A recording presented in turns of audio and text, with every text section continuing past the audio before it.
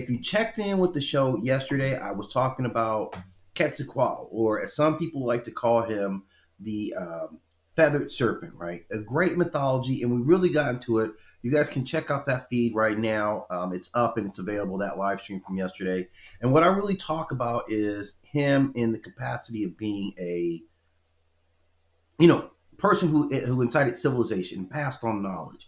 So I made some comparisons with Metatron and also thought some other figures in mythology I think really line up with that. But there was so much information about this deity that I really didn't even get through half. I got through about half of what my original presentation was. So I'm going to finish this off today talking about Quetzalcoatl, or I probably won't even finish it off. It'll probably bring up more questions typically as we get in these conversations. So this part of Quetzalcoatl, and I just did this mythology, and it's all about his descent into Mictlan, which is the underworld per this Mayan or Mesoamerican belief system. He appears in multiple mythologies from the Mexica, right, who were the people of that land, who they ultimately called the Aztecs, which was incorrect.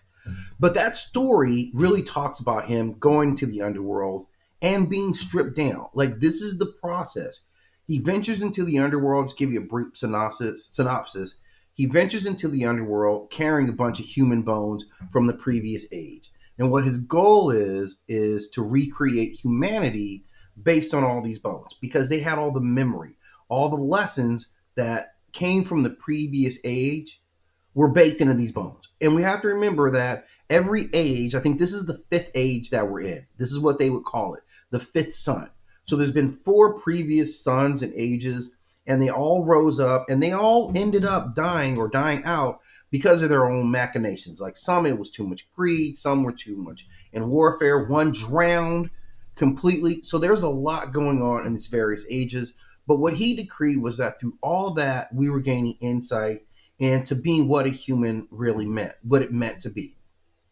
So this is a critical story about going in and manifesting with sacrifice. Now, the reason I align him in this setting with Inanna, who you see there, one of the most terrible gods ever, by the way, if you're ever worried about it, Inanna is one of the most terrible people that deities have ever represented. I got a lot of information to back that up.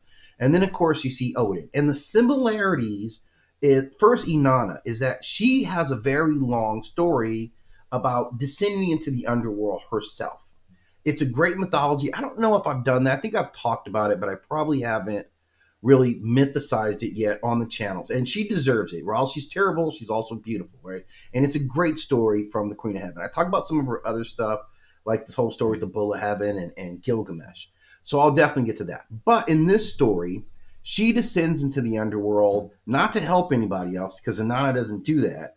She goes into the underworld because she wants to claim the underworld. And of course, the underworld at this time, and now, according to them, is being run by her sister, Erishkigal, who is the queen of the underworld. And as she goes through it, the important thing is that as she descends into the underworld, at each gate, right, she is stripped of something.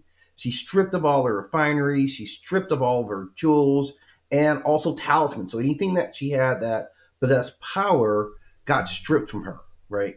And this is and all the way until she gets there, and you're just down there naked, no power at all. This is also similar to what happens to Quetzalcoatl when he goes into the underworld, Mictlan, right? Mictlan. He has no power in this underworld. The Lord and the Lady of Death stand there immediately and are like, yeah, you don't really have any power here, so whatever. I mean, that's typically how they regard it. And you don't hear a lot of stories about gods, particularly a creator god, kind of being reduced to, yeah, whatever.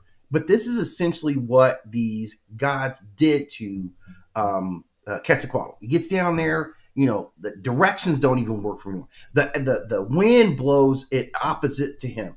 Jagged edges grow. Like, the realm is literally working against him. It's not that they're just like, yeah, here, you can take these bones. Like, they're like, you can take these bones if you can get out. And that's the whole point. Like, they were never going to give him equal footing in order to get out. So we didn't have that. So he's essentially stripped of everything that makes him powerful as a being. So again, this is very similar to what Inanna goes through, right? Descending into the underworld, even for gods, is a risky business. You're not necessarily guaranteed to make it up out of there. And a lot of them don't, at least not in the same way that they went into it. And then, of course, that brings us to Odin. Now, Odin doesn't make a descent into the underworld himself, but he goes through a stripping process to gain knowledge. He has to lose his eye. He has to, be tied to this tree, hung from a tree. He has to be hung from a tree. You get hung from a tree, but all in exchange for this sacred knowledge. So this stripping process to take a god and to remove all the things that actually make them godly or divine is the real act, right? That's the actual act of what's happening there and why it's so significant. Because every single one of these beings here is changed in that fact.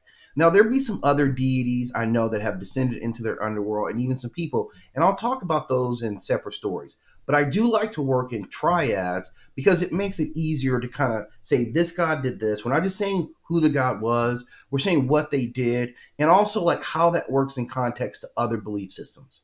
So when we look at these, obviously we're looking at Quetzalcoatl representing Mesoamerican belief systems, right? He is 100% rooted in that. He is the flame serpent.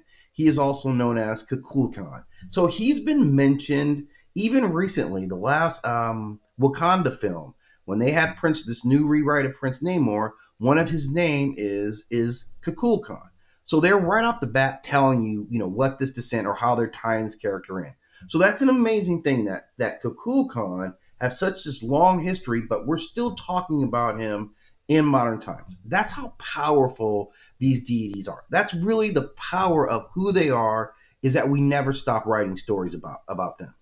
So likewise with Odin, obviously we saw Odin as recently as the first Thor movie or even the second, Thor movie in Marvel. So he's still a prevalent character, and I'm sure there's some other games. Inanna is the same way. Now she has a bunch of names that she goes by because Inanna needs it because she be moving dirty in a lot of places. But the real thing is that she does continue to be talked about. Now, what I wanted to do was take a look at these guys, not only saying who they were and what they do, but talking about the chronology of how humans accepted them over time. And I think this breakdown that I put together will give us a lot of information that should be useful. It's useful for me. Hopefully, it'll be useful for you if you're into mythology or the history of mythology in similar fashion. So let's take a look at this first part as we kind of talk about these guys here. This isn't a long video, but I think it's very insightful. In 4000 BCE, in Sumer, Inanna worship is attested in early temple economy records. Now this is early on, like she's getting to it right off the bat. Early on, 4,000. So now we're talking immediately. We're like, this is 6,000 years ago that we're hearing about Inanna. 6,000 years ago, we've been talking about this girl, right? This nonsensical goddess who just runs around doing whatever she wants, right? That's who Inanna is. I don't know if you guys are aware of that, but she's the worst. Out of all the gods, she's the worst one. But so for 4,000 years, we've been dealing with Inanna's nonsense. This matters because it marks Inanna as one of the earliest named deities. One of the earliest named deities in the world is Inanna, who, like I've said plenty of times, if you ever see her, run. Because nothing good's going to come from that time you were hanging out with Inanna, right? I'm telling you, nothing good comes from, there's no good, yeah, I was hanging out with Inanna over the weekend, that ends up being a good story. Not even dating her works out good. Gilgamesh flat out rejected her because she was such a bad person. And you know what he did? What she did? She unleashes the bull of heaven and killed a bunch of people, only proving that she's a terrible person like always. Into agriculture, sexuality, and civic power. In 3500 BCE, in Sumer, Inanna is established as the patron goddess of Europe. Uruk, not Europe, I'm sorry, that's a spell corrector, but she is the patron goddess of Uruk. This is 3,500 years ago. This is one of the earliest civilizations. So we're talking about Uruk, which is one of the earliest cities ever mythologized, right? This all comes from the Sumerian tablets. This is old mythology literature. You can't get much older than this. This is like it was wrapped up in a time capsule and brought back out. So that's who she is. This matters because it anchors Inanna's political and religious authority within one of the earliest urban centers. Yeah. In 3000 BCE, in Sumer, Inanna is associated with kingship and divine legitimacy. That is her crux of who she is, and she is considered to be the queen of heaven. and she's always associated with political power, divine legitimacy at the highest level. This matters because it positions rulership as divinely sanctioned through Inanna's favor. In 2600 BCE, in Sumer, hymns to Inanna are composed and circulated. This matters because it provides the earliest sustained literary voice of a goddess in human history. In 2400, I mean, the earliest. I mean, like as far as goddesses go, man, you got to rank Inanna at one of the baddest, man, of all time. Like her name has been mentioned on this globe, man, in various forms. We're talking thousands and thousands of years. It's very impressive. BCE, in Sumer, the myth of Inanna's descent to the underworld is recorded. This is the story I was initially talking. So the story that I was directly talking about, and this will be important for our conversation, was 2,400 years ago, 2,400 BCE. So we're right about 4,000 plus years since that story was told, 6,000 years since we first mentioned her. So it's great to be able to kind of track the chronology of who Inanna was, how she was moving, like where she was getting all her energy and support from. This matters because it introduces ritual stripping, death, and rebirth as a form of cosmic transformation. And that's the important part. So each three of these deities that we're going to talk about goes through that transformation. And the transformation is the important part. Like the being stripped down to your bare, to like the bare essentials, and then rebuilt and emerging from that. Now, of these three, I'd like to say that Inanna, Quetzalcoatl, Odin, and Inanna all went through this. Inanna is the only one who still emerged as a terrible person. So they stripped everything out except that part. In 2300 BCE, in the Akkadian Empire, Inanna is associated with warfare and conquest. Totally makes This sense. matters because it expands her domain from fertility into violence and imperial expansion. In 2200 BCE, in Akkadian and Babylonian cultures, Inanna is syncretized with Ishtar. That's going to be now again. This is how she really spreads. I think she goes by all these names because she doesn't want people knowing all the dirt that she's been doing all over the place. I'm telling you, the stuff this lady's been doing is just absolutely nonsensical. It makes no sense to me that anyone would worship someone who is so bad. But we're not going to stop that from letting us get back to who we came to talk about, who's Quetzalcoatl. But we see on the timeline, like only people are only talking about Inanna at this time. We haven't even got to mentioning the chronology of the other two yet, but they're coming. This matters because it marks cultural diffusion and continuity of worship across Mesopotamia. A huge In kingdom. 1800 BCE, in Babylonia, Ishtar's hymns and myths are standardized. This matters because it presents. Yeah, she's got songs like this. Really, like when you get that song, it allows you to go into various angles. You become more cultural while still having the influence politically. Under new linguistic and political systems. In 1200 BCE, in early Mesoamerican cultures influenced by the Proto-Olmec and Olmec. Now, again, this is the first time. Now we're across the seas. We've just gone from the Fertile Crescent, right? Now we're all the way in Mesoamerica. So we're seeing similar ideologies come about. And this is the first time that we get a good mention or the forming of the deity who will become Quetzalcoatl. This is a very important time, at least for him. If you're in his camp, this is when you guys are like, yeah, we're on the map. Feathered Serpent archetype emerges in ceremonial art. This matters because it represents an early union of sky, symbolized by feathers, and earth, symbolized by the serpent. Most of the times when you see a deity, the sky gods are typically never associated with the earth, and the earth deities are never so having that combination is kind of rare in interpretations of God. So Quetzalcoatl, in my mind, kind of stands alone in that regard. With the concept developing roughly between 1200 and 400 BCE. In 1200 BCE, across Assyria and the Levant, Ishtar worship spreads across the Near East. This matters because it demonstrates Inanna's transformation into a dominant transregional deity. That's amazing how her power has grown, right? Over 5,000 years of steady growth. Empires have fallen, maps have changed, kings and empires have come and gone, but still, she's growing as a steady force.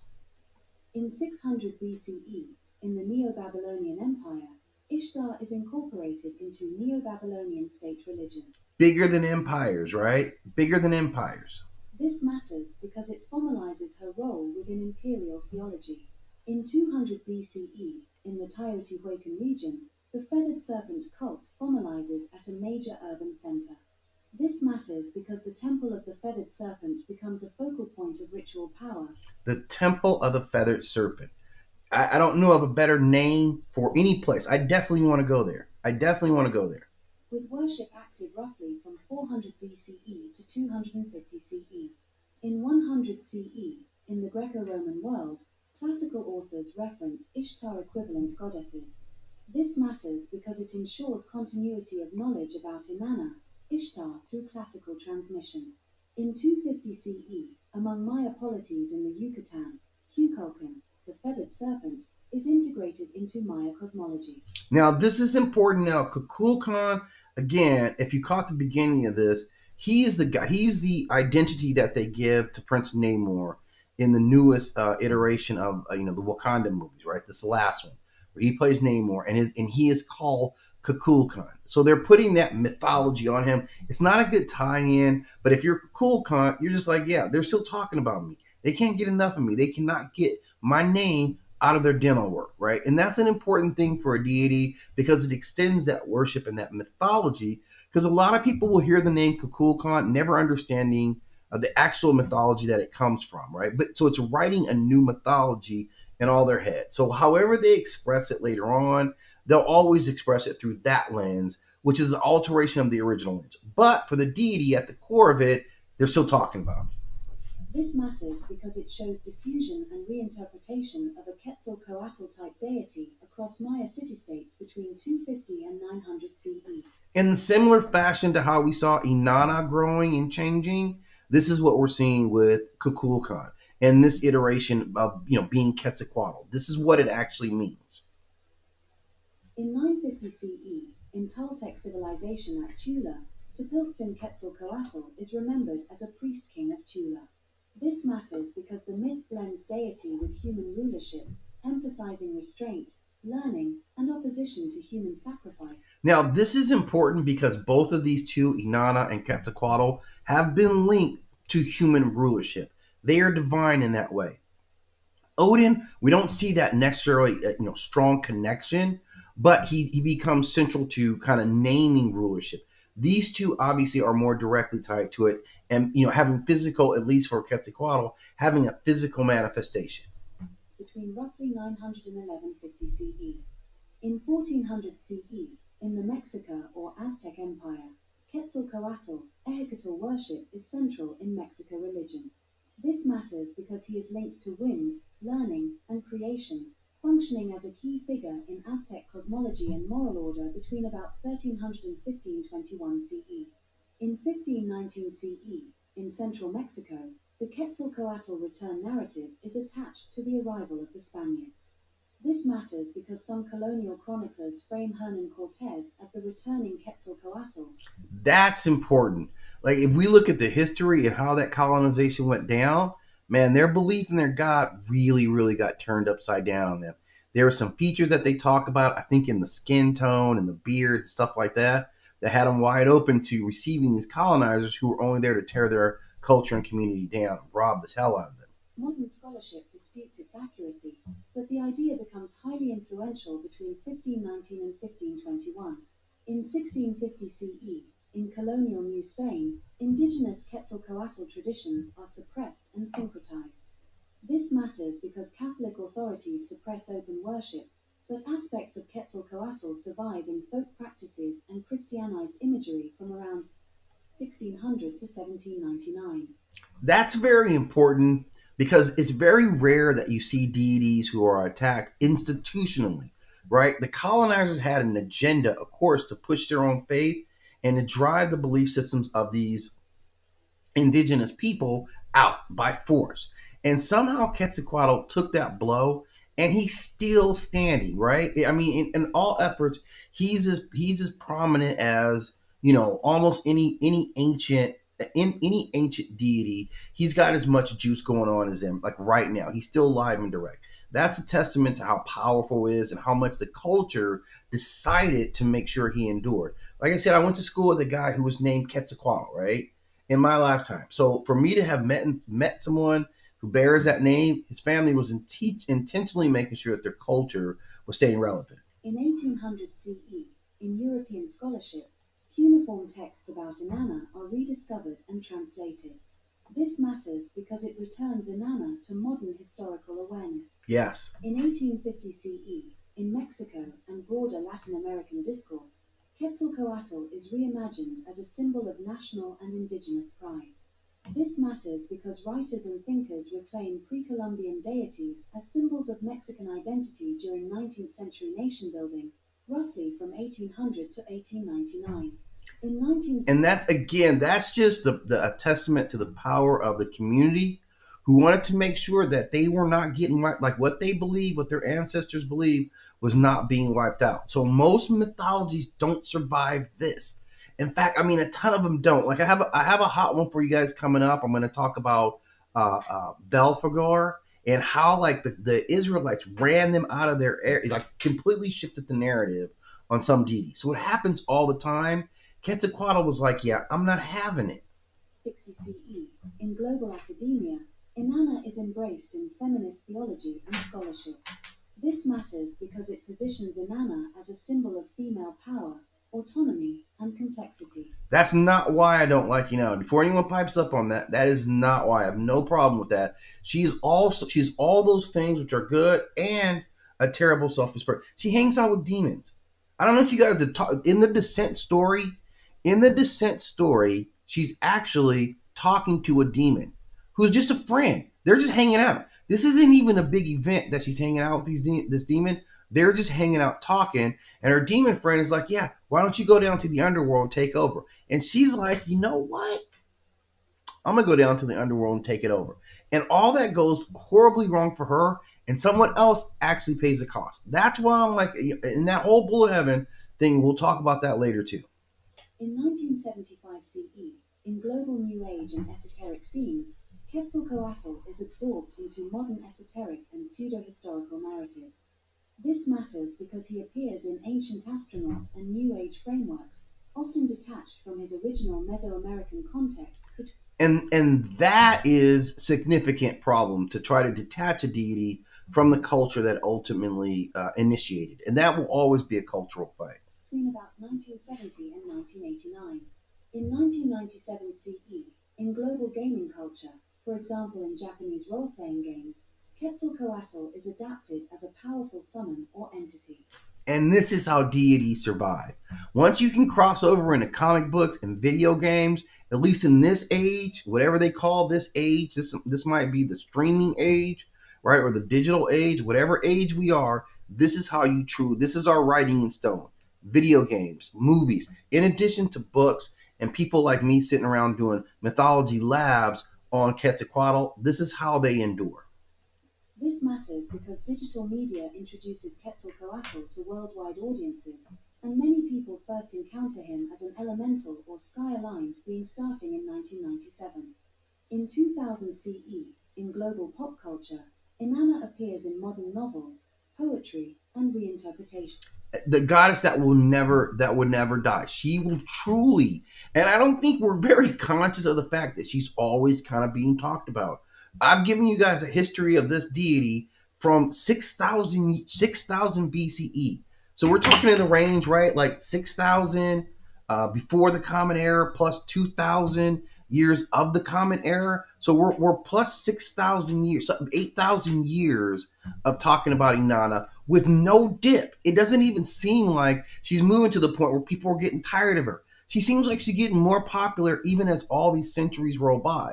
So will we ever be free of her? I hope not, but we certainly will see that humans are doing a really good job of keeping her around and allowing Quetzalcoatl to enter into modern conversations as well. This matters because it sustains Inanna's relevance in contemporary mythmaking. In 2010 CE, in global internet culture and among digital creators, Quetzalcoatl appears across indie media, webcomics, and online mythology projects.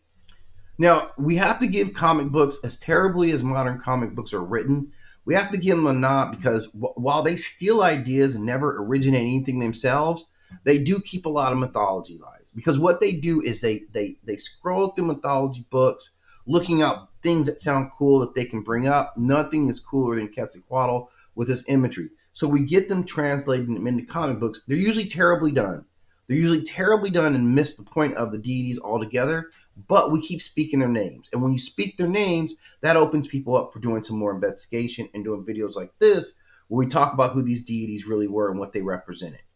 This matters because he is used in comics, animation, and myth channels as a civilizing sky serpent Myth symbol, channels, and right? his presence grows across digital platforms from the 2000s into the 2020s. So we're still here, right? We started talking to him. I think we started talking about him at like 1800 years before the Common Era. So we're coming up on 4,000 years of talking about Quetzalcoatl.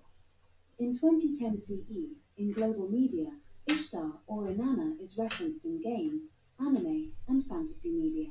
Getting two checks as Ishtar and Inanna, whatever her corporate structure is, it's working.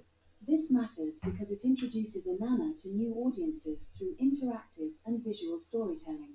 In 2020 CE, in global digital culture, Inanna is studied and narrated across online myth channels. This matters because it marks Inanna's transition into modern educational and myth analysis spaces. 100%. We're living that live and direct right now, right?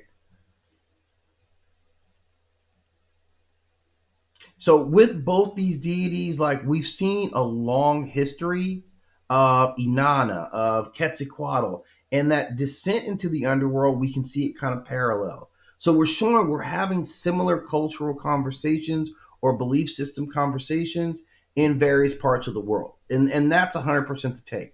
I wanted to introduce Odin's timeline on here. It didn't seem like that worked its way into the presentation, but I'll talk about Odin separately. I really wanted to focus on Quetzalcoatl, and if you go back and listen to what I did yesterday and just talking about his actual meaning, his profile, what he meant to the people, bringing them maize, taking them as a civilizer, being called the breath of life himself, is a very powerful statement about who he is. I've also got the mythology set up for you guys. You can go to my channel now and you can read the myth of Quetzalcoatl's descent into the underworld. It's a nice piece. I think you'll pick up a lot of good information about it. I definitely enjoyed doing it and learning a lot about him. But in the meantime, man, if you guys are in the comment section, I know it's been a little bit quiet there, but always feel free to come in and drop any conversations. I usually like to hit you guys about afternoon with a nice just myth lab as a break. Maybe you're at work, you're getting ready for your lunch break, or on your lunch break, you can sit and we can kind of gab for 30 minutes. So that kind of brings me right up to the end of my time. I definitely want to be able to spend some time with you guys on a daily basis, but always make sure I'm prepping some good work.